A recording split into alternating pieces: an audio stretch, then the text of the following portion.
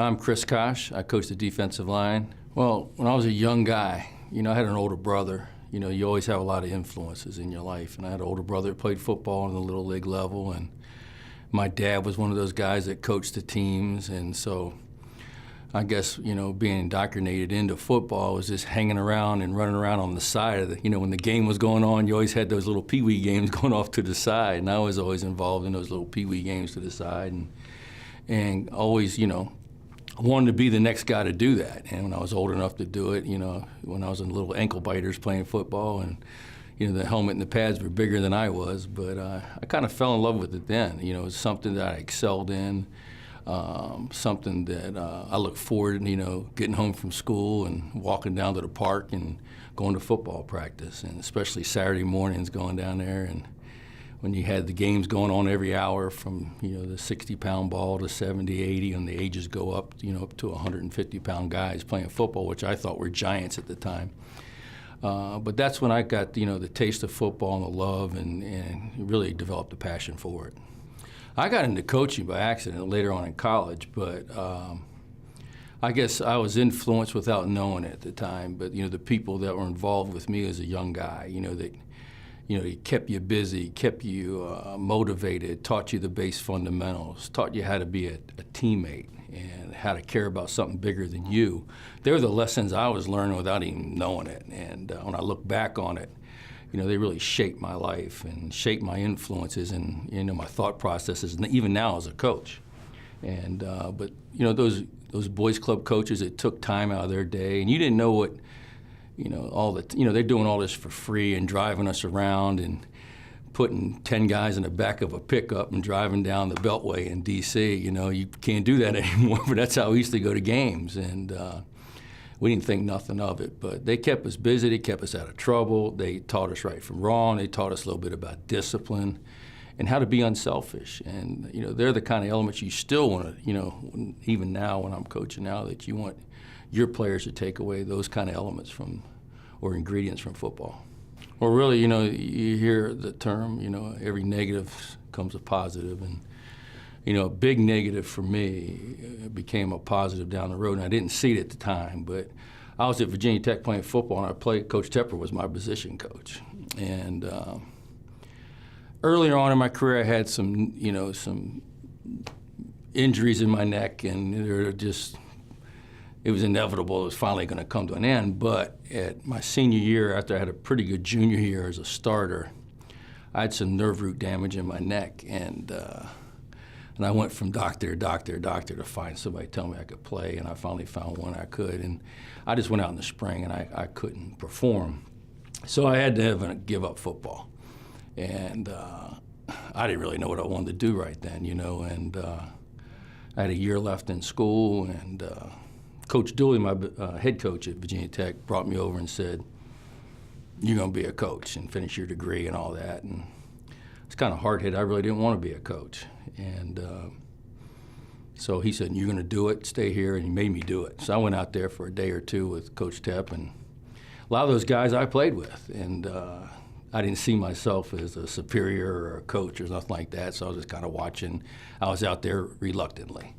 And Coach, we had two young linebackers end up being really good players, and Coach Tep kind of put me off to the side with them, and through his motivation and teaching, and he kind of pushed me into it, and I started liking coaching because I took pride in these guys, and they ended up playing the next year, and I felt like I had somewhat of an influence on them, so that kind of started my coaching career. And I've had many linebackers in my career go on to the NFL, and I think I got over 25 NFL guys that I've trained and coached in the NFL, and had 2 Butkus Award winners, so very proud of that, and been able to go places and help turn it around in a year or two and have an influence on their defense and their overall team chemistry.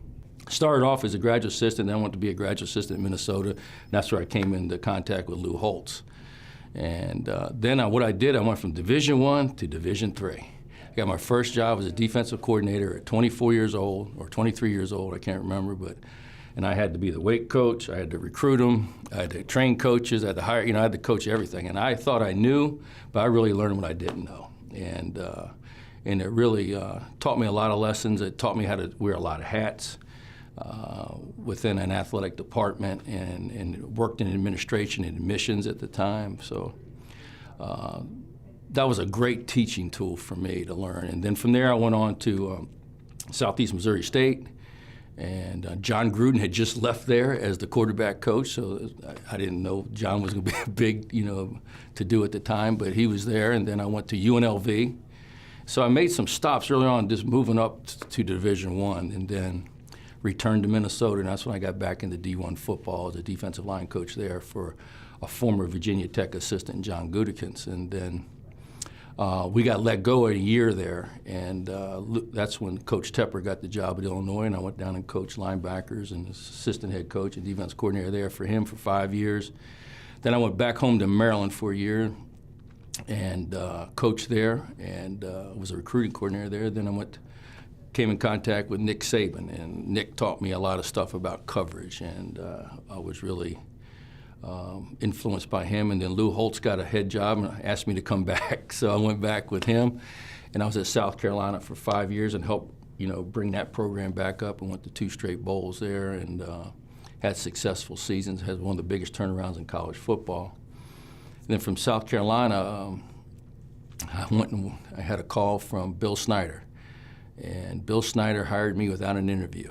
I was so impressed by that. I had other opportunities to go other places, but I just thought it took so much guts to hire a guy without meeting him. And he said, I know everything about you, and I'm going to offer you this, this, and this. And I went there and started working for him. And when he retired, I went back to Maryland and coached there for 3 seasons. And they had not been into a bowl game in 2 years, and we went to 3 straight bowls there, and worked with Ralph Friedgen. And then Coach Snyder got out of retirement, called and said, you're coming back, and you don't argue with him. So I just went back there, and then family-wise, I wanted to get back east, and I went down and worked to South Florida for a year. And then when Coach Tepper was here, they called me, and I came back up here, and I'm joining them as a D-line coach, and now I'm at Buffalo. Well, I think that's the ingredient in any organization is people that have one common goal, and you have one heartbeat, one voice, whatever that is. We all come from different backgrounds, and we all come with different strengths, and we just mold all that together into one powerful thing, and it's guys that believe in each other, and I think you learn so much about a person in about 30 seconds when things don't go right, and you learn a lot about a team when things don't go right. How do they respond? And it's usually those core values of trust, caring and commitment to each other that hold you together during those times. And I see those ingredients here, and I think it starts from the top. It starts with your head coach down to your assistants, and it goes into your locker room with your team. And is sometimes the best example. The best sermon's a good example, and that's what we got to be, and that's what our kids are going to do on the field. And I see those on that field. I see that kind of togetherness and that family aspect, permeate on the practice field.